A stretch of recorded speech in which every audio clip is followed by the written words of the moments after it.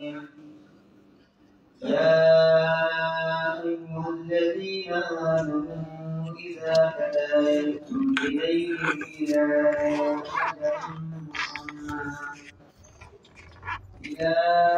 أجل مسمى فاكتبوه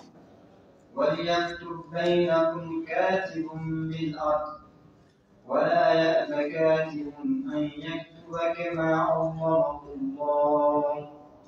فليكتب وليملل الذي عليه الحق وليتق الله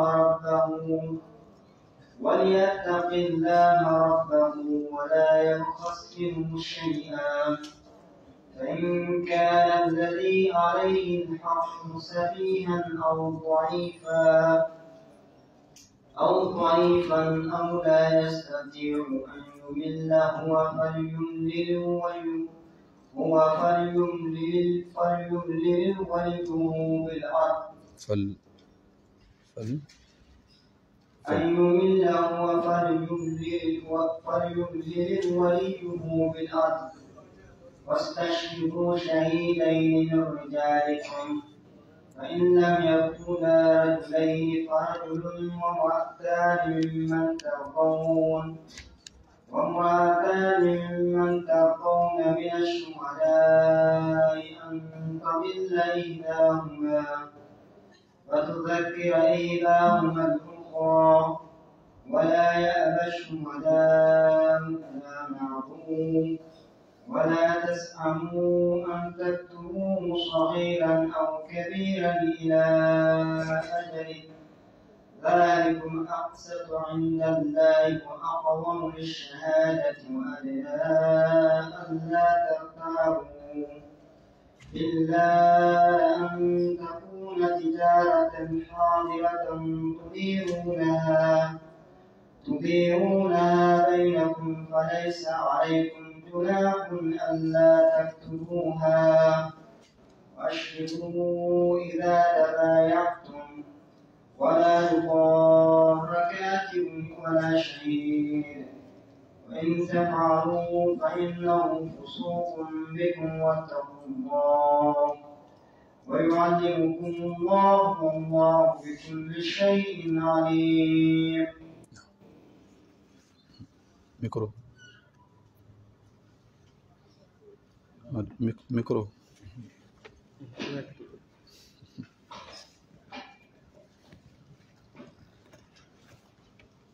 إن الحمد لله نحمده ونستعينه ونستغفره ونتوب إليه ونعوذ بالله من شرور أنفسنا وسيئات أعمالنا من يهديه الله فلا مضل له ومن يضلل فلا هادي له وأشهد أن لا إله إلا الله وحده لا شريك له وأشهد أن محمدا عبده ورسوله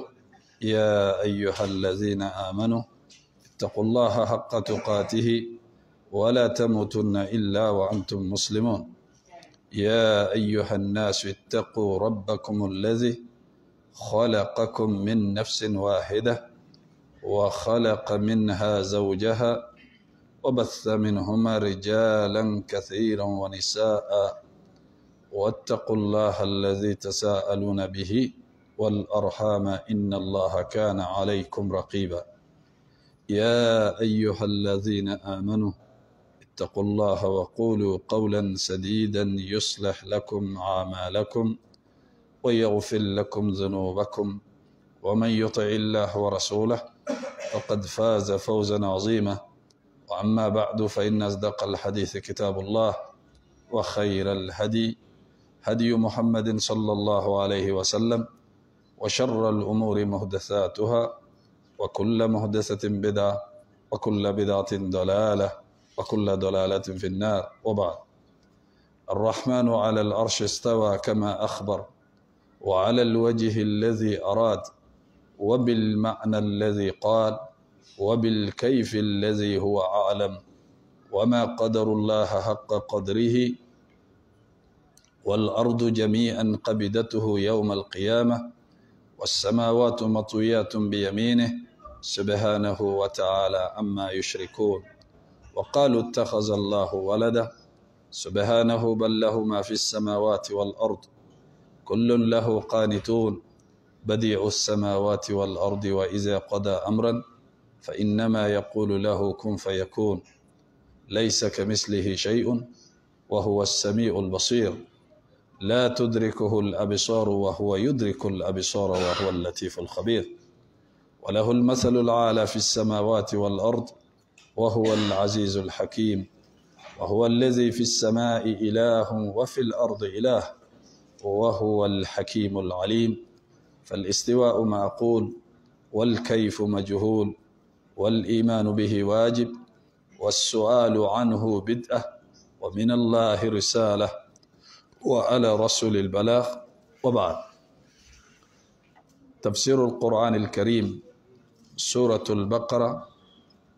الآية 282. تفسير الثمين لشيخ محمد بن صالح العثيمين رحمه الله تعالى، الدرس 17 بعد 300. الحمد لله بالمو أنقى الله سبحانه وتعالى تنو كافو كبركدا كولي نماندو كهرو أنا كنمو أنا كفسمنديو ناك هنا بلولبولا أنقى منو فنغا كغري hakiliw ka jagabɔli ma minnu ka ca nɛnw ka jatili ani jatilikɛbagaw ni jatilikɛfɛnw ka jatili ma. n bɛ seereya k'a fɔ batoma tɛ min ni tiɲɛ bato ka kan ni masa rahmanu kelen tɛ, ka seereya k'a fɔ alakira muhammad sallallahu alaihi wasallam a ka jɔn do, a ka ciden do, a ye cilakan lase i n'a fɔ a ka kan cogoya min na. n bɛ masa subhanahu wa ta'ala deli kisi ani nɛmɛ ani tanuli ani jɔyɔrɔ sankɔrɔtale a ko k'a ye a ma deli ka min ɲɔgɔn kɛ danfɛn ye ka kɔn a ɲɛ a n'a dunkew n'a ka sɔhabaw ani mɔgɔ mɔgɔ tugura ka siratigɛ kɔ ni ɲumanya ye fo ka taa se jɔdon ma. an bɛ suratul baqara tafsiru la aya 282. karamɔgɔkɛ min ka tafsiru kitabu b'an bolo o de ye Sheikh Ibn Uthaymin rahimahullahu ta'ala, masa ta'ala ka hinɛ ani silamɛ su bɛɛ lajɛlen na. walanda 317. Allah an kun jɔra yɔrɔ min na o don na o de ye Allah subhanahu wa ta'ala ka kuma ye wala ya'ba shuhada'u idha ma du'u. seerew o kana ban n'u y'u wele kana u ka kɛ seere ye wali k'u wele u kɛra fɛn min seere ye u k'a di a di cogo la. a fila bɛɛ de don, a bɛ se ka kɛ daminɛ ye, a bɛ se ka kɛ laban ye. seere ni Ala ye danaya da i kan, o danaya in i kana ban maaw mako dilanni na a la. ka da ka adamaden e mako bɛ dɔ la bi sini a fana mako b'i la, dɔ mako b'i la bi sini fana mako bɛ a tigi la. nka Allah subhanahu wa ta'ala ko wala tas'amu, aw kana nege bɔ dɛ, an taktubuhu, aw ka juru sɛbɛn sagiran aw kabiran, a kɛra fitini o a kɛra belebeleba ye, aw kana nege bɔ dɛ, a y'a sɛbɛn ila ajalihi, ka taa se a ka wagati ma. o min filɛ nin sa aqsatu inda Allah, zalikum aqsatu inda Allah, a ye k'a ta kabini kuma in daminɛ la juru bɛ kɛ cogoya min na fo ka n'a bila yan, zalikum bɛ tali kɛ nin bɛɛ la. nin min fɔlen filɛ aw ye dɛ, ayiwa nin de ka fisa, nin de tilennen don Ala yɔrɔ. bon ni mɔgɔ min ye Ala ta to ye, i bɛ bi dingɛ kɔnɔ dɛ. mun de la? adamaden bɛ yɛlɛma kojugu, mais ninnu ye fɛnw ye n'a sɛbɛnna k'a bila yɛlɛma tɛ yen. mɔgɔ min n'i bɛ juru don a la bi yɛrɛ, sini a bɛ se ka kɛ fatɔ ye, wali bana dɔ bɛ se k'a minɛ a tɛ se ka kuma tuguni, wali problème wele bɛ se ka na min bɛ se k'a tigilamɔgɔ bali a tɛ se ka ɲɛfɔli kɛ mais seere bɛ yen sɛbɛnni bɛ yen nafolo b'a tigi kun n'a ma se ka kuma sɛbɛnni bɛ kuma dɛ n'a ma se ka kuma seerew bɛ kuma donc ala bɛ ko minnu fɔ an ye adamaden ka baara kɛ ni ala ta ye o de ka fisa k'a d'a kan adamaden hakili ka dɔgɔn kojugu tɛ bɛrɛ ye ni kow cayara i bɛ ɲina ni nisɔndiya dama tɛmɛna i bɛ don problème kɔnɔ ni dusukasi dama tɛmɛna problème b'i sɔrɔ lahalaya adamaden ka lahalaya kɛcogo ka ca n'i bɛ fɛ ka bɔcogo ɲuman sɔrɔ i ka kow la diɲɛlatigɛ kɔnɔ i bɛ tugu ala de kɔ ka tugu ciden kɔ sallallahu alaihi wasallam ayiwa a ko wa aqwamul shahada o de ka surun ka taa tilennenya ye wa adna alla tartabu o de fana ka surun ka taa siga kana na aw yɔrɔ sɛbɛnni bɛ seere bɛ siga siraw gɛnnen don ka bɔ yen ayiwa Allah subhanahu wa ta'ala ko illa an takuna tijaratan hadiratan tudirunaha bainakum yae illa an takuna tijaratan hadira kalancogo fila bɛ ni aya in na illa an takuna tijaratan o bɛ yen illa an takuna tijaratun o fana bɛ yen tijaratun hadiratun tudirunaha bainakum kuranɛ kalancogo a ka ca mais o bɛ fɛn min yira o b'a yira ko adamaden ko tɛ ala de bɛ se ka fɛn kelen kɛ caman ye fɛn kelen kɛ caman ye an bɛ yɔrɔ min na bi kuranɛ kalancogo kuranɛ dɔnganaw fɛ a taara se fo 10 ma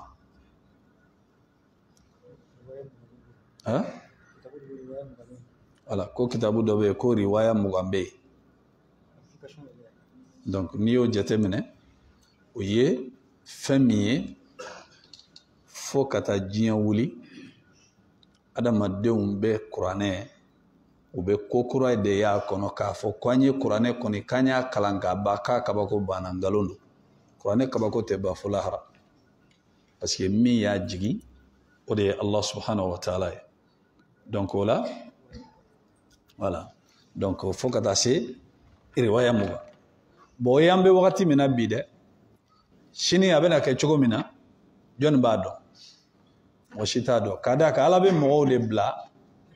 ka kuranɛ in ka a gundow labɔ kuma o kuma mun de la ala ma sɔn ka kuranɛ kalifa mɔgɔ wɛrɛ la a ma kalifa jinɛ la a ma kalifa adamaden na a ma kalifa mɛlɛkɛ la ala ko ale yɛrɛ de ta y'a ka kitabu ye ale de b'a tanga o de la kuma dɔ la n'i ko k'i bɛ manamana ko daminɛ kuranɛ la saboteli ala bɛ denmisɛnnin fitinin dɔ de bila i ɲɛ denmisɛnnin fitinin min ma hali se balikuya ma a b'i dɛrɛ a b'i lajɔ yɔrɔnin kelen munna bibi na kuranɛ durusiba ka ca ka tɛmɛ kuranɛ baara kɛbaga kan mɔgɔ min bɛ kuranɛ dɔn o ka ca ka tɛmɛ mɔgɔ min bɛ kuranɛ la baara parce que ala ye min fɔ o de don a ko ale de y'a jigi awa ale de fana b'a tanga maa tɛ se ka ko don a kɔnɔ maa tɛ se ka min fana bɛ yen k'i b'a yɛlɛma i b'a k'i sago ye a ka haramuya i ma n'i y'i ɲɛsin a ma ala bɛ maa bila i la min b'i kɔ kari yɔrɔnin kelen o bɛ se ka kɛ denmisɛnnin ye o bɛ se ka kɛ mɔgɔkɔrɔba ye izan a ko fo n'a kɛra illa an takuna tijaratan aw tijaratun hadiratun tudirunaha bainakum fo n'a kɛra jago ye jagofɛn min n'aw b'o taga ni ka segin aw ni ɲɔgɔn cɛ i ta filɛ n ta filɛ o la ɲina tɛ k'o la ka d'a kan feerefɛn filɛ nin ye marchandise filɛ sɔngɔ filɛ sɛbɛnni t'o la o ka jan ka bɔ ɲina ko ma mais fɛn min ye a juru donna ka taa se nin wagati ma bon adamaden wagati kɔnɔna kow bɛ jɔn bolo a bɛ ala de bolo dɛ wagati kɔnɔna kow bɛ ala de bolo bon k'a ta sisan na ka taa bila sini sɔgɔma la ala bɛ se ka ko caman de kɛ ni dugu jɛra ka taa se wuladafɛla ma ko caman de bɛ yɛlɛma e yɛrɛ bɛ programme caman de kɛ a si tɛ bɔ a ɲɛ ma n'a sɔrɔ i sigilen don k'i ka calcul labɛn mais dugu bɛ taa jɛ ni calcul wɛrɛ i bɛ ɲina i ye minnu yɛrɛ labɛn munna kow bɛ Ala de bolo a ko fo n'a kɛra jagofɛn ye wali n'a kɛra jago ye fɛn min ni a b'o taga ni ka segin ni ɲɔgɔn cɛ i ka marchandise filɛ nin ye i ka sɔngɔ filɛ nin ye a ko baasi tɛ o la fa alaysa alaykum junahun alla taktubuha ayiwa jurumu tɛ aw kan o la n'aw m'o sɛbɛn k'a d'a ka fili ani ɲina o yɔrɔ ka jan o baara modèle kɔnɔ ale ye yɔrɔnin kelen ko ye n ta filɛ i ta filɛ donc jurumu tɛ aw kan n'aw m'o sɛbɛn wa ashhidu iza tabayatum ayiwa aw ye seereyali kɛ n'aw bɛna sanni feere kɛ aw ni ɲɔgɔn cɛ bon nin kuma in dɔnnikɛlaw ye kuma dɔw fɔ a la dɔw ko diyagoya don dɔw ko diyagoya tɛ ka d'a kan hadisaw nana alakira sallallahu alaihi wasallam a ye sanniw kɛ n'a ma mɔgɔ la seereya a la bon ala ye nin kuma min fɛnɛ fɔ nin fɛnɛ tɛ wuli dɛ kɔrɔ de bɛ ko ninnu bɛɛ la k'a d'a kan min bɛ ka kuma adamadenw dilanbaga de bɛ ka kuma a bɛ ka kuma mɔgɔ minnu fɛ adamadenw de don i ni dɔ bɛ se ka sanni feere kɛ o sanni feere la mɔgɔ tɛ yen a commerçant bɛ se ka namara k'i la wali client bɛ se ka namara kɛ commerçant na bon ni a fila si tɛ danaya mɔgɔ ye wali maa min dɔnnen don commerçant don a dɔnnen don n'a ka namara ye i bɛ taa minɛn san o fɛ i kelen kana taa dɛ parce que n'i kelen taara a b'a dabiri da la i bɛ maa ta i nɔfɛ o bɛ kɛ seere ye wali client dɔ bɛ yen a ka ŋanamu ka ca a bɛ don nin kan a bɛ taa dɔ ta yan fɛ a bɛ don nin kan a bɛ taa dɔ ta yan fɛ a nɛn ka di n'a kɔni y'a siri i la i tɛ se k'i yɛrɛ foni n'o mɔgɔ nasugu nana sanni la i fɛ maa min n'a dɔnnen don n'a ka namara ye n'i kelen don i bɛ se k'a fɔ karisa taga i kana nin wagati o y'a sɔrɔ i ye wagati min d'a ma i fana y'i ka seere labɛn n'a nana aw bɛ sanni feere kɛ o la sini n'i ko i bɛ wuli a kɔ n'a ko k'a b'a ka namaraw daminɛ i bɛ seere labɔ donc Allah subhanahu wa ta'ala ye nin min fɔ nin fana bɛ adamadenw ni ɲɔgɔn cɛ mɔgɔ mɔgɔ ni danaya kelen t'a ka ko la ni n'o bɛna sanni feere kɛ i kelen kana sanni k'a fɛ dɛ i kelen kana sanni k'a fɛ ka d'a kan sanni feere kɔnɔ Allah subhanahu wa ta'ala ye ala ka ciden ye kuma min fɔ commerçants ka ko la lahara n'o bɛna kunu balima a bɛ mɔgɔ sara commerce ɲɛ koyi a bɛ mɔgɔ sara commerce ɲɛ o hadisa in bɛɛ tɛ n kunna mais kuma min don kuma girimanba ni commerçants bɛna kunu lahala ɲuman tɛ dɛ n m'a fɔ k'a bɛɛ dɛ alakira ye hadisa min fɔ a caman tɛ kunu lahala ɲuman na lahara jɔn don sallallahu alaihi wasallam o bɛ fɛn min yira bandiya caman de bɛ commerce kɔnɔ surtout an ka nin wagati dɔ bɛ taa ka minɛn dilan ka na n'a ye a tigi ye wari de don a ka minɛn na e b'o ye dɔrɔn a minɛn bɛ fonctionner e bɛ taa o photocopie dilan ka na k'a tigilamɔgɔ ka minɛn bɛɛ tiɲɛ a bolo sariya la ni haramuyalen don ka mɔgɔ ka minɛn copier ka sɔrɔ a t'a kalama i ye baara cɛjuguba kɛ a baara cɛjugu fɔlɔ ye mun ye ale ye wari min don commerce minɛn in na e bɛna a ka nafolo tiɲɛ a bolo alakira dun y'a fɔ sallallahu alaihi wasallam inna allaha yarda lakum salasa wa yakrahu lakum salasa ala bɛ jɛn fɛn saba aw k'o kɛ fɛn saba fɛnɛ bɛ yen ala y'o kɔn aw k'o kɛ a b'o fɛn saba mun ni ala y'a kɔn a k'a kɛ wa idaatul mal ka nafolo tiɲɛ e yɛrɛ ka nafolo dɛ a haramuyalen don i ka i k'a tiɲɛ o ye kelen ye mɔgɔ wɛrɛ ka nafolo o fana haramuyalen don i k'a ci mɔgɔ y'a ka marque dilan n'i ye cɛ ye i yɛrɛ k'i ka marque dilan pour que i bɛ taa walita copier ka n'o feere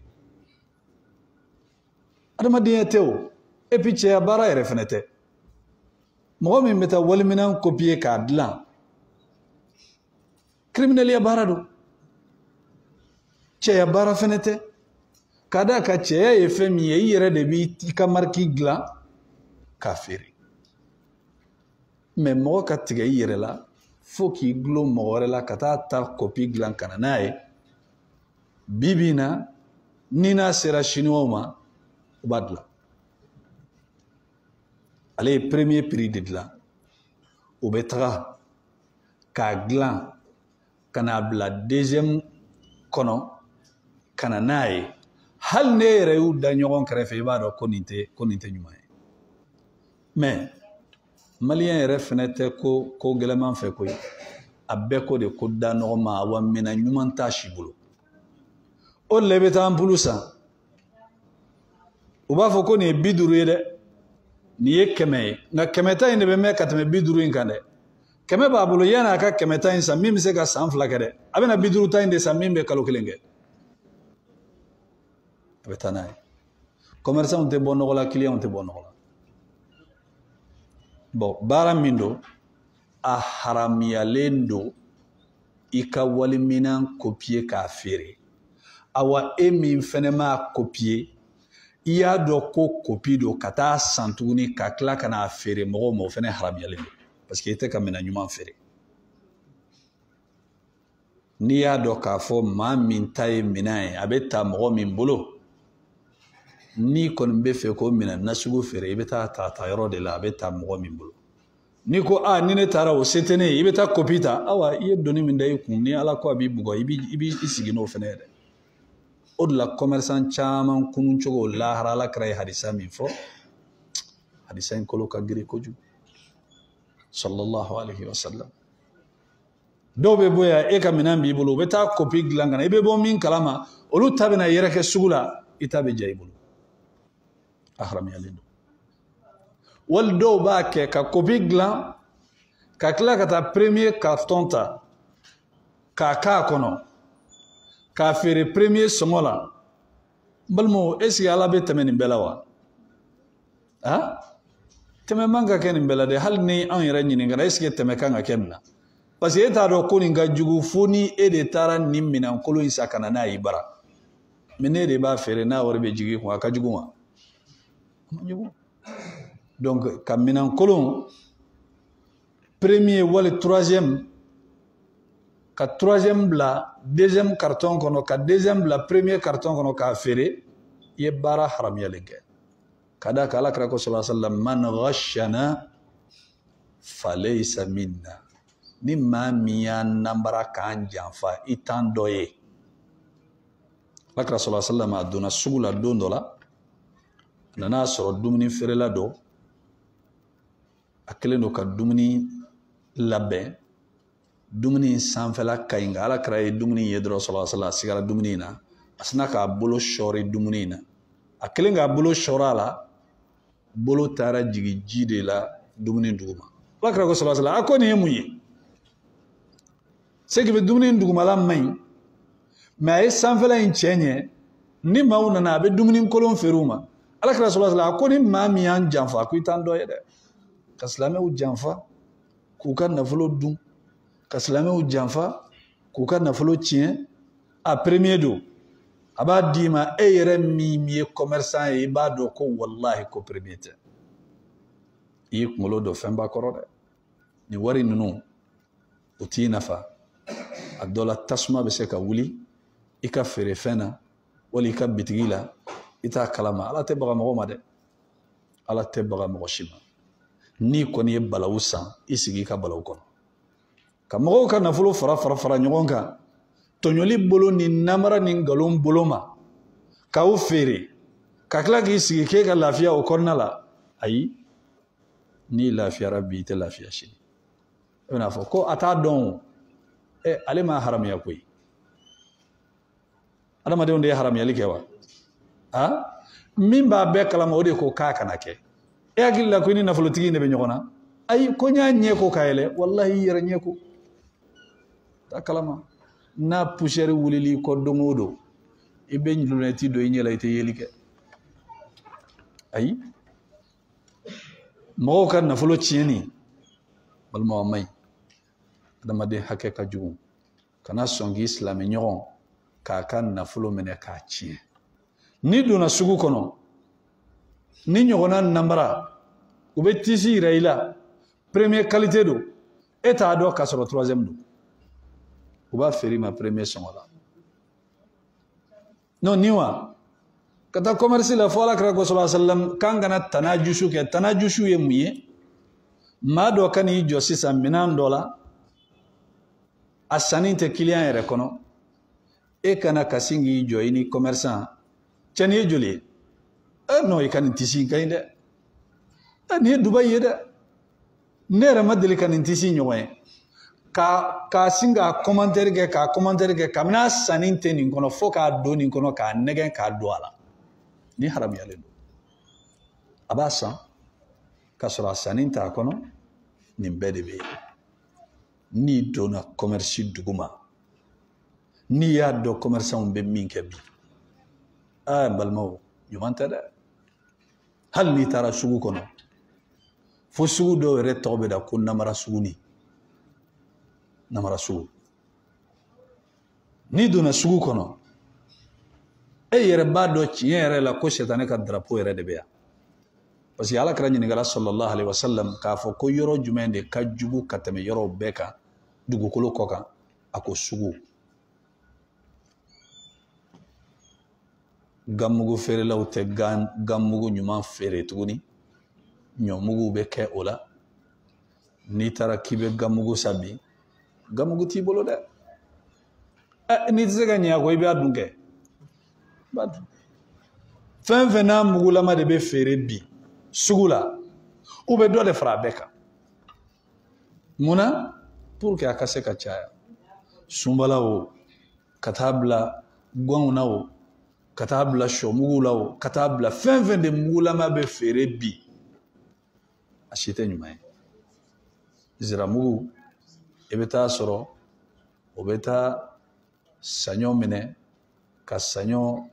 mugu mene ko fara zira ka nyagami ka chaya ka fere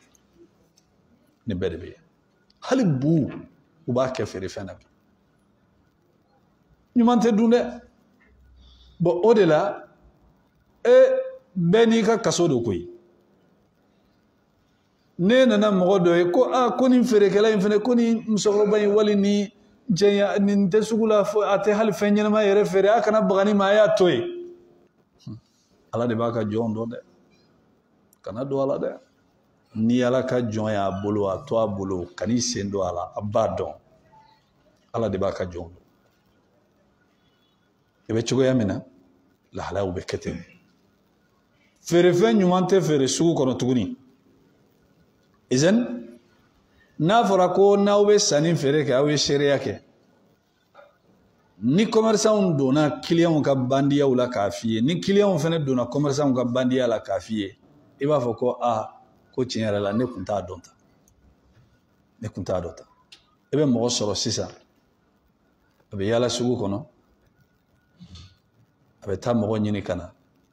na tara mo nyini kana dora dondola aba nye kada aba nye gomi doro donc abe na bitigi kono obani commerçant che na e client na sama ale ka pourcentage feme na ya nye gomi doro ko bere goshaku venetabe oba jigi kunde de mina kanga fere keme duru oba dima keme woro keme ye jontaye kokserta ninte beon ni haram yalendo ni mo kanga kokser son e de ba son i ka prix jele na tono mini kanga di e de bodi mais kokser son wari o te jigi client ko ye tonyoni ala to ila ayi ni nana ni mo 5% itaye 5% ye minam prix ye fait mi a donné no effet n'i ye feere kɛ commissaire ka 5% o bɛ bɔ e de ka feere fɛn na o tɛ gosi client kun dɛ a n'u kɔni ɲɛ gosi commerçant yɛrɛ b'a dɔn sisan a kan k'a ɲɛnabɔ cogo min nin kan k'a ta sɔrɔ cogo min nin kan k'a ta sɔrɔ cogo min kabako don n'i yɛrɛ ma don sugu kɔnɔ mɔgɔ o mɔgɔ n'i bɛ ko kalama kan'i sigi ka mɔgɔ ci sugu kɔnɔ dɛ k'i sigi patɔrɔnya la ko yɛrɛ tɛ don sugu kɔnɔ wallahi n'u y'a gosi ko i bɛ bɔ a kalama commerce kɔnɔ nanbara caman de b'a kɔnɔ e yɛrɛ bɛ da mɔgɔ min na kuma dɔw la k'i dɔnbaga dɔ dɛ o de ka jugu k'an to minɛnsanw na an taara yɔrɔ dɔ la a tigilamɔgɔ ma an ko a misiri ka minɛnw don dɛ donc misiri kɔni ye ala ka so ye i jija i k'a daja a ko ni misiri do kɔni n bɛ dɔ bɔ a la a ye minɛnw jate k'u jate an mako bɛ fɛn fɛn la an y'a bɛɛ sɛbɛn an y'a bɛɛ bila ala y'a kɛ seli wagati nana ni balimakɛ min kun bɛ ɲɔgɔn fɛ n ko an ka taa seli fɔlɔ ala ta de ka gɛlɛn an taara seli an tilalen seli la an jiginna n ko a bara ta n ko bamakɔ ko in bɛ cogo min na kana da yɔrɔ kelen ma dɛ an ɲɛ ɲini an taara minɛn minnu ta cɛ fɛ ko misiri don k'a ka dɔ bɔ a la Allahu akbar sugu an donna bitigi dɔ kɔnɔ an ye minɛn min ta ɲɛ b'o minɛn yɛrɛ la tictest mais an ko misiri don a ko misiri don k'a bɛ ampulu kelen kelen di an ma 1500 ne nana sɔrɔ yɔrɔ dɔ min n'an jiginna misiri kɔnɔ o butigi kɔnɔ olu ko 600 wallahi tellement bonyara n da ma ne yɛrɛ ma se k'a fɔ cɛ ma n ko caman bɔ a la n ko dɔ bɔ a la ko n ye 100 bɔ a la bon a bonyara hakili ma quoi k'a sɔrɔ jaja ne tun bɛ se k'a sɔrɔ hali 300 wali 350 n'a cayara 400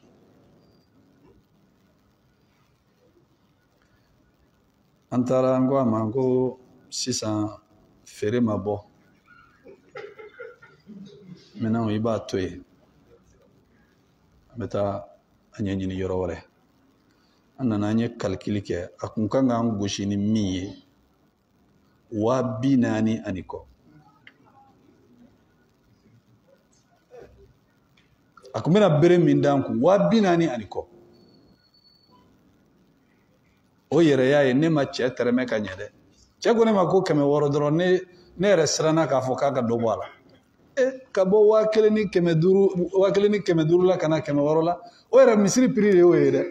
misiri prix de ye 1,500 ye ni misiri kun tɛ o tɛ 1,200 bon sugu bɛ tan de n'i kɔni b'i ka minɛn san i yɛrɛ ka wuli dɛ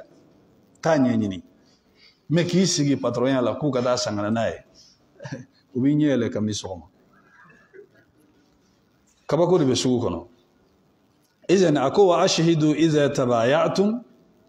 aw ye seriyali kɛ n'aw bɛna feere sanni feere kɛ aw ni ɲɔgɔn cɛ mais nin tɛ wajibi ye i n'a fɔ an y'a fɔ cogo min alakira sallallahu alaihi wasallam a ye sanni dɔw kɛ a ma mɔgɔ la seereya bon n'a y'a sɔrɔ i sigalen don mɔgɔ min na a kɛra commerçant ta fanfɛla a kɛra client ta fanfɛla ye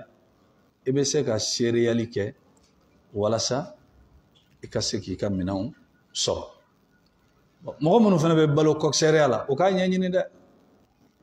mɔgɔ minnu b'u ka denbaya balo coxeria la coxeria a haramuyalen tɛ dɛ mais nafolo ninnu ɲini cogo caman haramuyalen don parce que coxeria tɛ dɔwɛrɛ ye ni commerçant de bɛ bɛn a kan n bɛ client las'i ma ni client las'i ma i bɛ joli di yan client o client na a fana ye baara de kɛ nka n'a ye client las'i ma o client laseli i ma a ma se ale k'a ɲɛ kɔmi parce que ɲɛ kɔmi silamɛya la janfa don alakira sallallahu alaihi wasallam ma ye ala ko wailun likulli humazatin lumaza ɲɛ kɔmi de don parce que a tɛ kɛ ɲuman kama ala ko wa ya'lamu kha'inatal a'yuni wa ma tukhfi sudur ɲɛw bɛ janfa min kɛ a ko ale ala b'a dɔn ani fɛn min bɛ dusukun kɔnɔ kabini janfaw la alakira sallallahu alaihi wasallam u dontɔla magan aye mo do todi aye mo do todi ayo mo mun todi ako nin tigla mo hal naaw nanu glonen soro al kabala nu kelen do ko udlo al kabala ayu faga al kabaire konnala fagali kan ka haram kono wa mais ala ya daga ala kra ko sallallahu alaihi wasallam naw nana mo mi soro adlonen al kabala ko tigi ya kalfala dilla ako ayu faga tellement wi ala kra toro ka se degré mi sallallahu alaihi wasallam mais adola kelen gumbe ale bulla ale tara kalfado Usman na radiyallahu ta'ala anhu Usman ala kra burangete wa sallallahu alaihi wasallam chekele miye demuso fla soro ala kra demuso la akele ne zunure noro tigifla olasa nana kalfado Usman na Usman wulilani cheye katana ya ala kra sallallahu alaihi wasallam ka ala kra sigilentu aka sahaba uchala ako karsa adonanga kalfa kono nani deli ikatoy ala krabe sega ba brange ay mais na kun fagara kasura ala krama kuma de kun gadaay ala kram makunen to sallallahu alaihi wasallam sahabo makam makunin famia ala kra yafra chema alayhi salatu wassalam après che ulla tara ani Usman akom munana na uma fa sahabo go kwangu mbeka mimma kono do iki nye komi akonye komi ye janfa de o haram yale ndo chidonka konye komi ye janfa de o haram yale ndo chidonka kokser ka nye komi commerçant nyumandoa nyumanteo bo slame ka fere tige nyogon slame kama kojuguba surtout ka kan nafolo tien surtout ka kan nafolo dun olla commerce abalauna mashiba de kacha ni mo mi chogo do ala ibe problem chama de la sierra no olla femino ni be do ala kalande ni be do ala akala ni mafli joni red dendo لعل قد يكون عبد الله بن مبارك أبسكك على الدين نم في الله استغفر الله واتوب إليه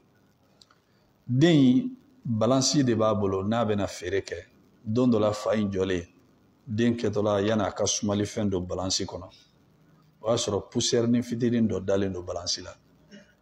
هي بالانسي منا انتا كافيه كاكلا كافينغولو انتا كا بوسيرين بيبوالا fako ama akundi akoni yemi akon fambe siranga na pusher fere mo mala kana nyin ngala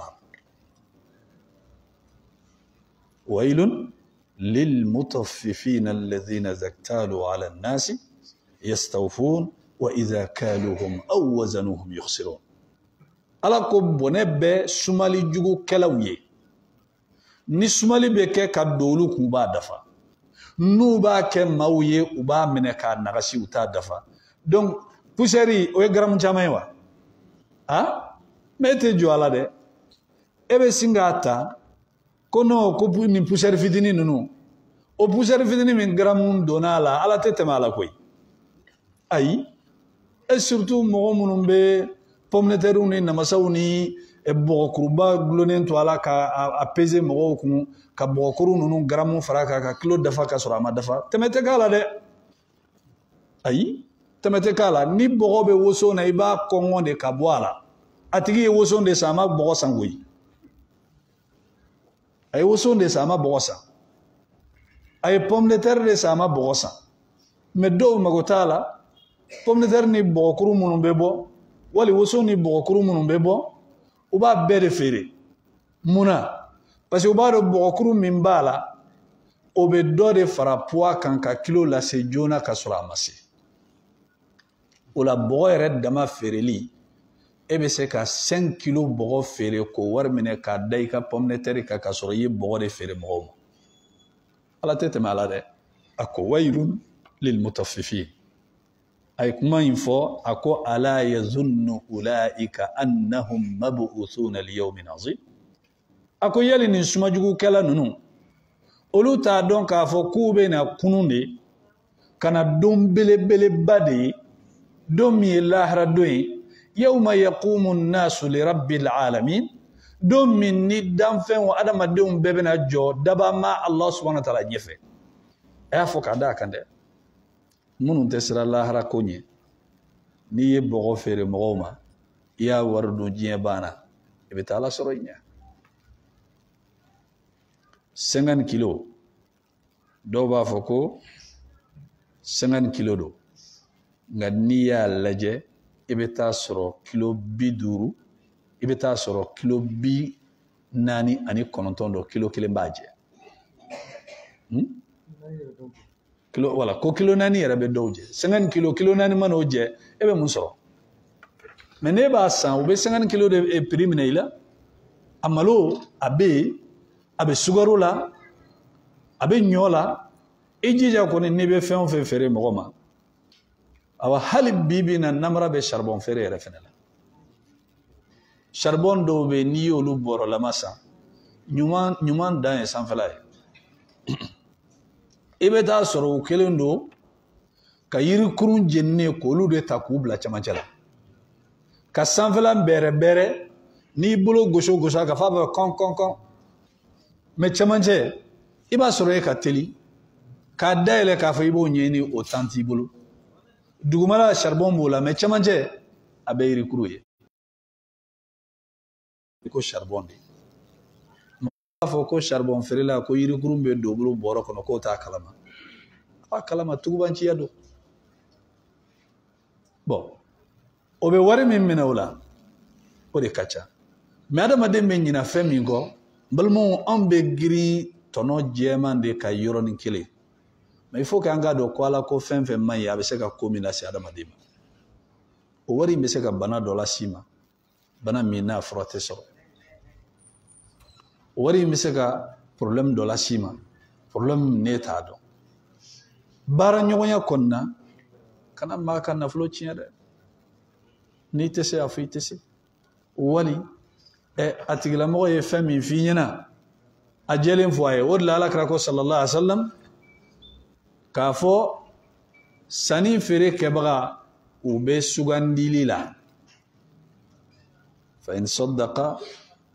wa bayyana burika lahuma fi bay'ihima client ni commerçant n'u bɛna sanni feere kɛ sisan u ye tiɲɛ fɔ ɲɔgɔn ye feere la défaut min bɛ marchandise la commerçant y'a bange client ye nin fini i nɔrɔlen don a la dɛ nka n t'i janfa dɛ a mètre ne yɛrɛ y'a san mètre dafalen de la nka 5 centimètres bɛ mètre jɛ dɛ n'i b'a san n kɔni b'a f'i ye ne yɛrɛ y'a suma ne ye wari dafalen de di nka n y'a sɔrɔ a dafalen tɛ bon ni client ko c'est pas grave n b'a san a banna e ka doni banna mais e b'a dɔn k'a ma dafa e y'i ka wari di olu ye e nɛgɛ o jurumu bɛ e n'olu cɛ e fɛnɛ bɛna sisan i bɛ bere da nin kun i b'i ka tɔnɔ yɛlɛ a kan i bɛ dɔ sɔrɔ i b'a feere a ma a t'a kalama e fɛnɛ ye problème las'i yɛrɛ ma mais n'i y'a fɔ a ye Alakira ko sallallahu alaihi wa sallam i m'i dogo a la i ye tiɲɛ fɔ a ye tiɲɛ yɛrɛ la nin mobili in ka di i ye dɛ nka mobili défaut dɔ b'a la dɛ a bɛ essence min kojugu n k'o f'i ye wali tiɲɛ yɛrɛ la mobili in défaut dɔ b'a la a démarreur man ɲi mais dɔw bɛ taa mobili n'u bɛ fɛ k'a feere u bɛ taa u bɛ dilanni cogo dɔ k'a la wali u bɛ gasoil ni essence ɲagami dɔɔni o kɛra moto ye sa o kɛra mobili ye sa k'a k'a kɔnɔ n'u nana n'i ye moteur ta n'i ko tam a bɛ wuli f'a bɛ ten tellement a kan ka di e b'a ye dɔrɔn non n tɛ se ka tɛmɛ nin na k'a sɔrɔ Ala b'a dɔn mobili kolon de b'i bolo dɛ n'i ye nin san ni Ala ma far'i kan a b'i ka nafolo bɛ tiɲɛ ni sanni nasugu ni feere nasugu a haramuyalen don k'a d'a kan i ye mɔgɔ nɛgɛn de k'a don fɛn na fɛn min n'a man ka don a la o de la Ala kira ka sahaba dɔ bɛ yen radiyallahu ta'ala anhu Ala kira ko sahaba in sallallahu alaihi wasallam a ye so san dɔ fɛ a ye so min san cɛ fɛ a ko cɛ ma ko joli lo u bɛnna dirhamu 100 bon sahabakɛ ko a ma ko yan'o cɛ i jɔ n bɛ taa so in b'a sen lajɛ n'a sen ka di a yɛlɛnna so in kan a ye so boli so a diyara a ye kojugu nka prix min fɔra so valeur b'o sanfɛ ani sotigi dun bɛnna dirhamu 100 a ko tiɲɛ yɛrɛ la a k'i ka so in a valeur ka bon ni dirhamu 100 ye mais ne bɛ min f'i ye an ka 200 fara a kan an ka 100 fara a kan a bɛ kɛ 200 ye bon a ko mais i jɔ n ka taa lajɛ tuguni a taara a sen lajɛ a ko halisa 200 t'i ka so in sɔrɔ jɔn de bɛ ka tɛrɛmɛli kɛ ka kɔrɔ jɔn bɛ tɛrɛmɛli kɛ client de bɛ tɛrɛmɛli kɛ ko ka dɔ bɔ a la mais yan nɔ sannikɛla de bɛ ka dɔ fara a kan bon u nana se fo dirhamu 600 a ye joli fara a kan 500 a ko ne kɔni ye min ye i ka so a kan ka min bɔ o ye 600 ye cɛ kabakoyara a ko client de bɛ tɛrɛmɛli kɛ ka kɔrɔ commerçant ka dɔ bɔ a la mais client k'a fɔ ko ka dɔ fara a kan e ye mun mɔgɔ sugu ye a ko ne ye Ala kira ka sahaba de ye sallallahu alaihi wasallam a ko mun de y'i bila nin na a ko parce que an ye layidu de ta Ala kira ye sallallahu alaihi wasallam k'an tɛ silamɛ janfa an layidu de ta Ala kira ye sallallahu alaihi wasallam k'a fɔ an bɛ kɔnɔnajɛya kɛ silamɛ bɛɛ ye an tɛ silamɛ janfa donc ni ne nana i ka so in san prix la prix min n'o bɛ ne arranger k'a sɔrɔ ne b'a dɔn k'a fɔ o t'a sɔrɔ e t'a dɔn o kɔrɔ ne ye layidu min ta Ala kira ye n y'a janfa sallallahu alaihi wasallam izan ka pan fɛn caman kunna commerce kɔnɔna la ka teliya wari ninnu sɔrɔli la a bɛ mɔgɔ dɔ ye bi nafolo caman b'a bolo a bɛ tɔgɔ sɔrɔ bɛɛ bɛ girin i bɛ bɔ min kalama a bɛ kɛ sisi de ye bɛɛ b'a ye i bɛ bɔ min kalama fururu foyi tɛ yen a bɛ sin ka bin foyi t'a bolo munna wuli cogo de man ɲi so jɔ ji sanfɛ a bɛ jɔ sopaseman t'a la ayi n'i ye so jɔ k'a sɔrɔ sopaseman t'a la so in tɛ to ye dɛ izan adamaden wali nafolo nkalon kan a tɛ maa si sutura a tɛ to i bolo dɛ ni Ala ma fara a kan tiga tolilen kelen n'i y'a don tiga tɔw cogoya la a bɛ mun kɛ a bɛ tiɲɛ de o de la fɔlɔ mɔgɔ ɲumanw tun bɛ halala ɲini k'a dun halala n'a bɛ mɔgɔ kɔnɔ a bɛ mɔgɔ caman ɲɛ o de la an bɛ kuma kuncɛ ni Imam Ahmad ani Imam Shafi'i rahimahumullahu ta'ala Ahmad bin Hanbali Imam Ahlus Sunna wal Jama'a ay la jarabili caman sɔrɔ suna karamɔgɔ caman ma min ɲɔgɔnna sɔrɔ a ye tɔgɔ sɔrɔ a ka karamɔgɔ kun ye Shafi'i ye mais n'a denmuso kun sigira a bɛ Shafi'i tanu kosɛbɛ ne ka karamɔgɔ in tile ma deli ka bɔ karamɔgɔ kan ne bɛ min dɔn min ka fisa n'a ye tile tɛ bɔ ka bin ni ne ma dugawu kɛ n ka karamɔgɔ ye bon denmuso yɛrɛ ko baba e ka nin karamɔgɔ i tɛ Ala nasanga ye ne ka nin karamɔgɔ in a bɛ si seli de la a y'a mankutu k'a mankutu a nana hali a ka dumuni yɛrɛ man ca a ye nin bɛɛ fɔ a ye mɔgɔ min de a sɔgɔlalen don ni dɔɔnin de bon a nalen denmuso bɛ k'a kɔlɔsi de fa ye fɛn fɛn fɔ n'a y'a sɔrɔ o b'a la Imam Shafi'i rahimahumullahu ta'ala a nana u y'a dunan jigin arabuw fɛ n'i ye dunan jigin i yɛrɛ de bɛ to a nɔfɛ fo tile 3 a bɛ si ni ɲɔgɔn ye a bɛ wuli ni ɲɔgɔn ye o de ye dunanya hakɛ ye mais nin t'an farafinw bolo dɛ ni kon nana doro nan yi ka sagi fili sokono doro yan tale abana ni dumni soro ka ke odo ni ma dumni soro ka ke ikungo bi yere bolo ibe dugudo o liman an nagashilidi ala kara ko sallallahu alaihi wasallam man kana yu'min billahi wal yawmil akhir falyukrim dayfahu amin ni liman ni ala ni lahara jondo ikaduna bunya duna bunya li liman ya dode duna bunya baliya jatigi kede kal liman ya nagashilin na ti bolo obe famia ote bashi duna bunya li te doro ka dumni batto bi doro ka dama ka dun kida ka sunoho ay duna me nyana jani jatigi di kamni duna nana ate ya nyela dumni fle awa ala ka shu here dama ani sogoma bo ote duna ya jade ota hake utora nyogon nofe otole nyogon nofe unana ni dumni imam shafi ye dumni ke ka dun taifo ka tasasani bora dumni gero la demso ko baba ke ko kika karamo de dumni ge ama fendo minangono koy ama fendo minangono ko de angata bo unana lajatuni o bebe sinyo ko ngane kamlu ye safo seli karamo ke dale no fo fajiri amawuli hal ara kankile amaseli demso ko baba ke ko ni beshi sella kaduni ge katasa sani kashi sunogola ne manin karamo nga ko famiyare